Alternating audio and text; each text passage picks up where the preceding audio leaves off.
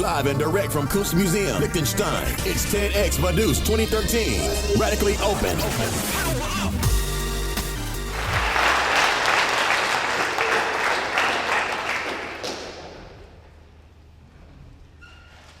I start rearranging the things.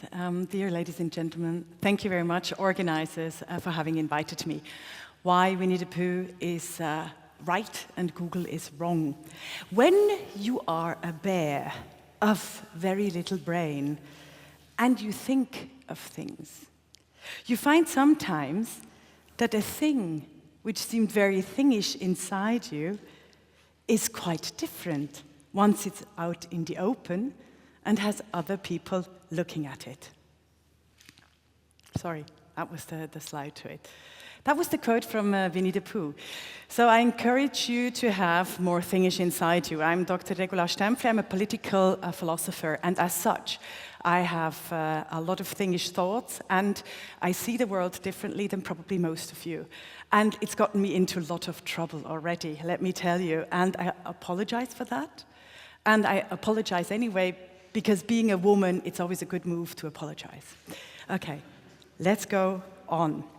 Winnie the Pooh, Winnie the Pooh stands for me as the imagination, the longing, the passion, everything that we are made of. And Google stands as an archetype for the predictability, the categories, the preset mind. And what I'm trying to tell you is that more and more with the Google hits, the algorithms, the big data dictatorship, we are more and more defined by other people's opinion of us than that we live in our own skin. And this is very important, because if you just have the hits when you type in a name or you research a person, you very often don't get the subject as a person. You get, in fact, the opinions that others have of this person, which takes away our subjectivity. So I want to talk to you about the bureaucracy and the measurement of men and women. And now I come to my one cliché. One cliché is laughed at. You know, you can laugh at when they say women's brain are smaller than men's, ha ha ha. It doesn't have anything to do with intelligence. Although if you try to buy a new brain and you only have a female and a male version of the brains, you might find out that the female brain is half the price. And that would only be because the female brain is actually used already. Anyway, so one cliché is laughed at, and it's quite sexist, and it's recognized as such. 100 stereotypes. When you have 100 clichés, you already raise an eyebrow. When you have 1,000 stereotypes and clichés, or commonplaces as I call it, it becomes science. And when you have 10,000 stereotypes and clichés, it becomes Google autocomplete. Or autocorrect. And when it has even more hits, it really becomes the ghettos for women, and there we come to the sad history of Wikipedia. So, one cliché you see, if I cut my head, if I cut my head in half, out would spill sugar and spice. You know the saying, girls are made of sugar and spice. It always used to make my boys really mad. And this is a new study on the brain, neuroscience, which I more often call neurosexism, to show that you really try with science now, the 1,000 stereotypes, to tell us, to make a self-fulfilling prophecy to tell us, yes, women do only want to shop. And but one cliché is still okay. You see a nice ad by Viagra, we erect the world with the Pisa Tower, so that's okay. 100 stereotypes. I have to show you this. They're actually already gender-based eggs, breakfast eggs. You have pink for the girls and blue for the boys. Are you mad? What I really like in Germany is the sausage country, so sorry for you veggies, you get sausages for women and sausages for men. Sorry guys, sausages. But that's how you see how stereotypes then shape the world. We have another stereotype. 1,000 stereotypes become science. And you know these science, and you actually repeat it. The more often you hear it, the more often you do a self-fulfilling prophecy. Men dream only of sex, women of shopping. I like this one. Small balls, good fathers. That was just a month ago. So guys, squeeze your balls if you want to become fathers. That one, mapping the biggest wiener. And there I have to say, size really does matter, guys. It really does. And it does matter for women as well, because whenever we go into size, women, and we try to measure them, we're always a corpus delicti. We're always less brain, I mean, unless you're me, but less brain, less tall, less heavy, less muscles, less. It's a corpus delicti. It's like a crime. So be very aware. So what I call this, the 1,000 stereotypes that make science, it's neurosexism, eugenics, and these studies normalize usually nastiness. The predictability is only served to have a self-fulfilling prophecy, because people are much more than they weigh or they're measured, or the preconceptions of the scientists. And what really makes me mad, and you can tell now, is that the scientists very rarely reflect upon their own samples and what they actually ask the people and what they actually weigh and what they actually want to say. So, and why is gender always so interesting? You know, what's the problem, guys? I mean, why scientists stay away from the women once in a while? Why is it so important to tell guys and to tell men and women how they should behave and why they behave that way, and that Mrs. Neanderthal already cooked the mammoth stew? Which is total rubbish, because you see it in history. History is always politics, everyday politics in a costume. So be a bit more critical. Now I come to the autocomplete. You have to see this by Google. It's by the UN Women. They've done a wonderful action program in the last month, in this month, 16 days, against violence against women. And they only typed in women should or women shouldn't. So then you see women shouldn't drive, women shouldn't vote, women shouldn't be equal to men, etc. Or women should shut up, women should stay in the kitchen, etc.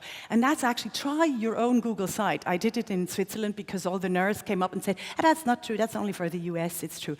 Or for Saudi Arabia. No, it isn't, guys. No, it isn't.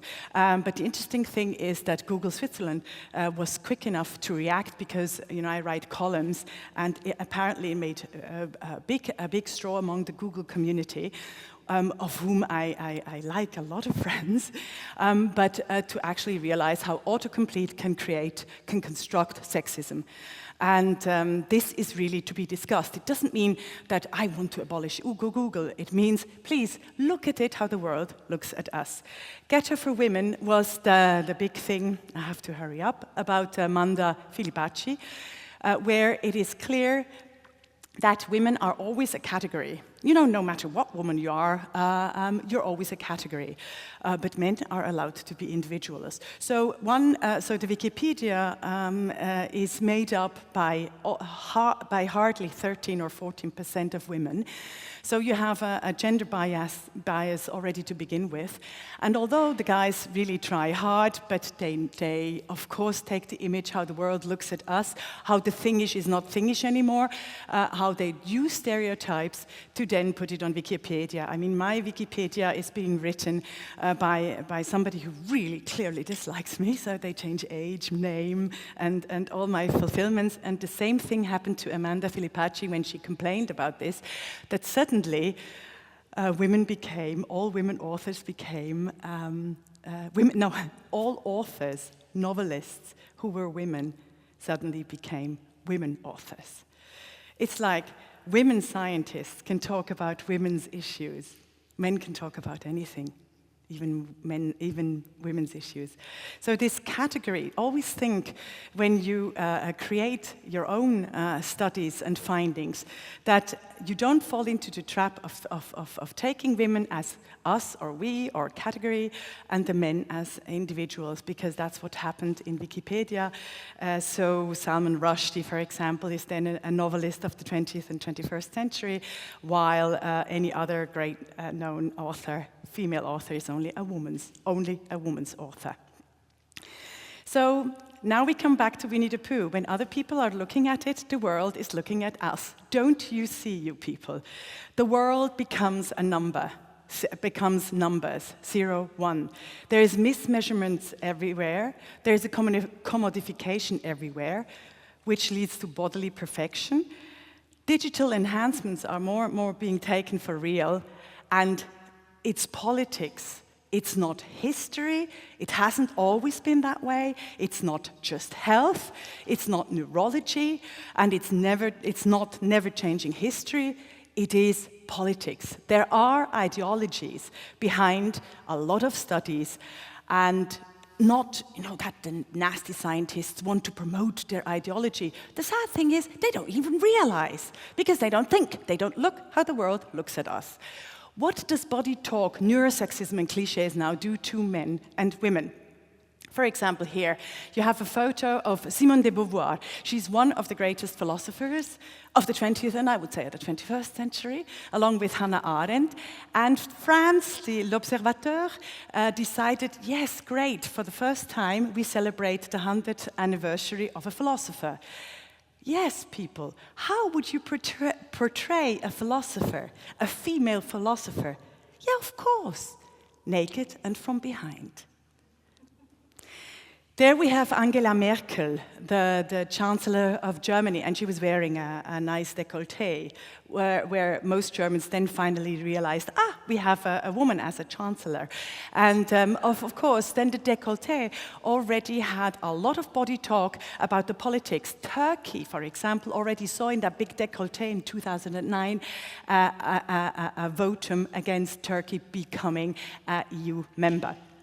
So, what we see everywhere, Who Makes the News is a great website, go on it. It's done by women on a certain day in media to see how women are categorized. Men see, women are seen. I have a lot of examples, I have to rush unfortunately, but being a woman in the media myself, it's incredible how often I see how I'm commented on what I look rather than what I say.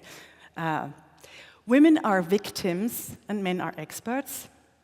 Men are normal, women are different. So whenever you stumble upon that, be aware. Women are allowed to talk about women's issues, men are allowed to talk about everything, we've had that. Then what I find very intriguing, we could go on and you think, this is feminist, what's blah, blah, blah. She's talking. No, she isn't. This is philosophy and ideology. Because you see, you want, when you define the human being in a certain image, you want to take away the causes of politics or the political discussion in very important issues. Let's take the financial crisis, for example. It was a question of hormones.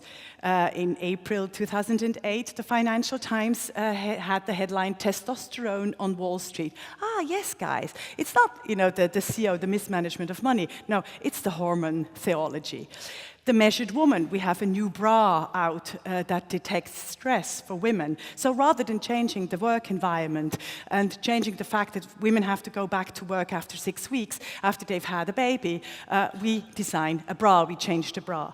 Or we have a new study, politicians have a killer gene, or the prettier, the better elected. Hello? The prettier, the more attractive you are, the better elected you get?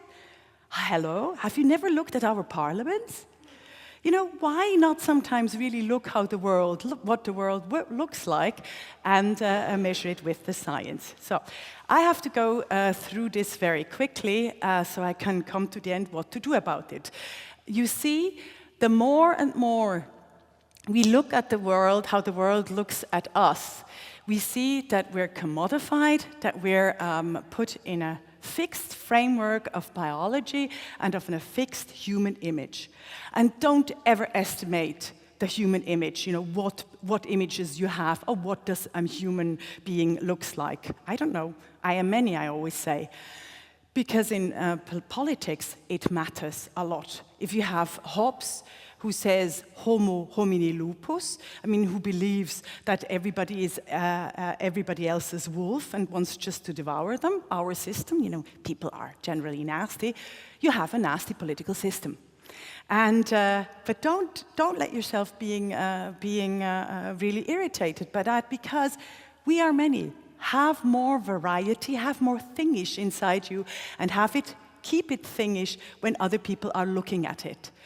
The great author Christa Wolf in Germany had a book, Cassandra. And you know, Cassandra had a sad life. She foresaw a lot of things and she couldn't change them in the Trojan War. And then at the end of her life, she was asked, Cassandra, by Patroclus, the power guy, she was asked, Cassandra, if you could, what would you like to do, to make with your life? What do you actually call life? And Cassandra in Christa Wolf, she answers my favorite sentence. She says, what I call life that I'm able to change the image of myself that I have over and over again. And then the power guy, you know, the neurosexists, the capitalists, the commodificators, the Google hits, the Wikipedia categories, they answered Cassandra, oh God, Cassandra, people never change. Why would they change their image of themselves? Let me tell you, if you change your image of yourself beyond the categories, if you have more thingish inside you, and you keep it thingish when other people look at it, and if other people look at it and they still claim it's not thingish, try to find a way to keep it thingish and to keep the transformation. And this is very, very important. And never forget that science is all about politics and not about numbers. And that's why Winnie the Pooh is right and Google is wrong. Thank you very much for your attention.